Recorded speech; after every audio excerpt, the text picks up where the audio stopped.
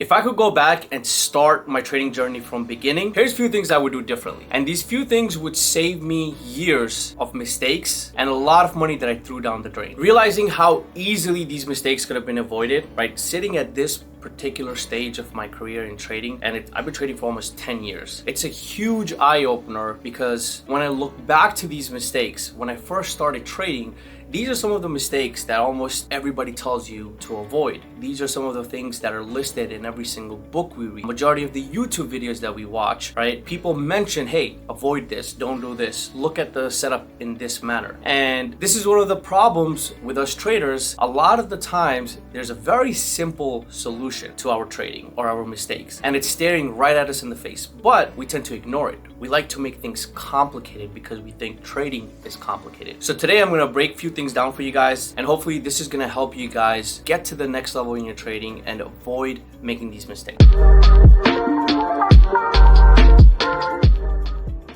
First and most importantly, you have to understand trading is not a get-rich scheme. It's not something that you're gonna find success right off the bat when you get into trading, right? It doesn't matter what you see on social media. It doesn't matter what book you've read that said, hey, if you do this strategy, you'll be profitable in a month or 2 months. It's gonna take you time. When we compare the profits that we as traders make to somebody who's been to college, people go to college for 4 years, 5 years, and they make roughly around 100 to 200K a year based on what they majored in, right? 4 to 5 years of struggle and studying to make 100 to 200K, right? When you put that into perspective with trading, the expectation that people have is they think they're gonna take a course, including myself when I first started, take a course or follow somebody, read a book, watch a YouTube video, boom, you're gonna be profitable and you're gonna make a lot of money. That is not the case, right? There's so much that goes into trading. You have to figure out what your strategy is. Your strategy that you've learned from YouTube or someone else might not work for you as a person. Then you have to learn about yourself, who you are as a person, which also takes a little bit of time. So when people come into the trading world and they try to make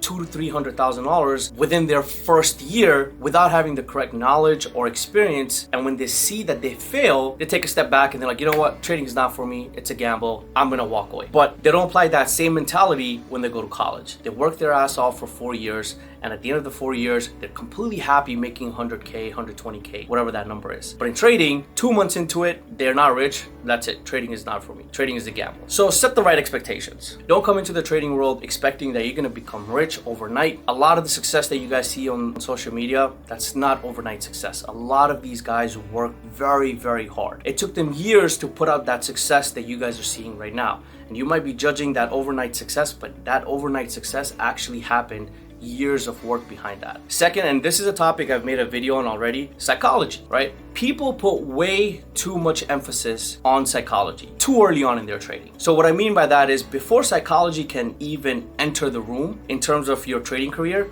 you need to first figure out how to read a chart. You need to figure out what to look for in a chart. A lot of people have zero idea what they're doing when they open up their brokerage account. When they're looking at a chart, they have no clue what to look for in a volume, what indicator is working for them, what indicator isn't working for them, what the job of that indicator is. And when they start seeing that what they're doing is not working, they blame psychology. Why? Because there is a stigma about psychology that 90% of traders fail mainly because of psychology. And that's not the case. For example, let's say I'm trying to read a map. I put in directions in Google Maps. Google Maps is saying go left. I start going right. Google Map is telling me to make a U-turn, and rather than making a U-turn, I keep going straight. Now, because of making these mistakes, I end up at the wrong place. I'm not at the place where I was originally supposed to be. Now, me sitting outside a completely different destination, I start blaming my psychology. I start saying things like, all right, you know what? Mentally, I'm not strong, or I was greedy, I was fearful. Thousands of things that traders tell themselves, and then they blame the psychology factor. Well, if I actually knew how to read the map, if I actually knew how to follow directions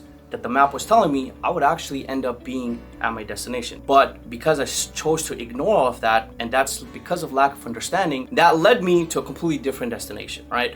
So now for me to blame psychology, it doesn't make sense. Now, don't get me wrong, psychology is a major factor of trading. But if you don't understand what you're looking at, psychology has no play in there. So with psychology, there's obviously execution and control of that trade, but that's something that comes later on. That comes once you figure out what your strategy is, how to read a chart, how to execute on your strategy. That's not something you guys are going to face within the first 3 to 6 months of your trading career. That happens down the line. Third, and this is very, very important, risk management can be your biggest edge in trading. You can be wrong 40% of the time, but that 40% of the time that you are wrong, if your stop loss is causing you to lose much less than the amount that you're making on the winning trades, that is a great edge. So the first thing you guys should focus on when your strategy starts working is how to have a great risk management. How can you minimize your losses? Your win rate, 60%, 50%, great. Anything below that I think is not going to be great, but 50 to 60% win rate and your risk management in that 50-60% win rate is going to give you an edge over a lot of other traders, because there's a lot of traders out there that have 80% win rate, but that other 20% where they're wrong, their risk management is so bad that they give all that profit that they've accumulated from those 80% winning trades. So focus on risk management, especially cutting your losses very, very quick. Fourth, the market doesn't care about you. Some people have this idea that the world revolves around them. Those type of people are gonna fail in the market, because when you come in front of the screen and you try to dictate which direction the market is going to go, and you have way too strong of a bias, you're not taking into account what's happening in the overall economic events, or if Trump is speaking or something else like that is happening, and you're letting that bias get in the way, you are not going to do well in the market. Learn to ride the wave. Don't try to predict how high it's going to go. This is going to wipe you out in the market. And the next thing is, no trade is better than a red trade. Don't try to trade every single setup that you see. If you don't feel confident, if that setup is not following through your entry criteria, whatever your entry criteria is, do not take the trade. Sit out, stay cash. Cash is always going to be the best position, especially when you're unsure of the market. And you have to learn to be able to walk away, right? Sitting in front of the screen all day long is not ideal. Don't get me wrong, you do need to get screen time in, especially when you're a new trader, to be able to understand how the market moves, how to be able to read certain things. But if you catch yourself over trading, you have two options. Switch to a paper account if you really want to be in front of the screen and execute strictly on that paper account. Second is walk away. Because if you sit there and you end up taking trades over and over and over again, when there's no setups there, you're gonna be caught over trading. And the earlier you guys catch these mistakes, the less it's gonna have an effect on turning into a habit. Because once a habit is formed early on in your trading career, it's gonna be very, very tough for you to get rid of it as you grow as a trader. Lastly, and I think I've mentioned this pretty much on almost every single one of my videos, is backtesting, right? This is one of the most boring parts of trading. Backtesting, journaling, charting when the market is closed,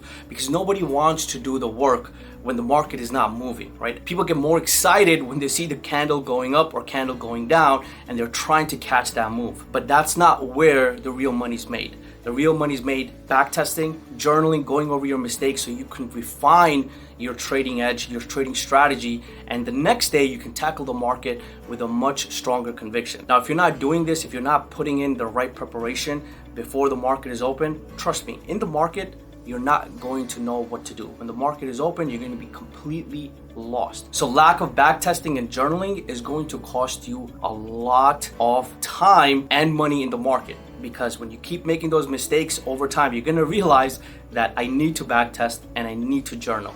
So it's better that you start now rather than later on after taking a hit. And that's one problem I think every single trader has, even myself. I think sometimes we need to experience these things to be able to understand the importance of these mistakes, especially as traders, because once we experience it, we tend to understand a little bit better. All right, this is the mistake that somebody on YouTube or in the book was telling me to avoid, and this is the reason why, right? And these are some of the things that I wish somebody had told me earlier, or kind of pushed towards me that, hey, you have to focus on this, you have to focus on this.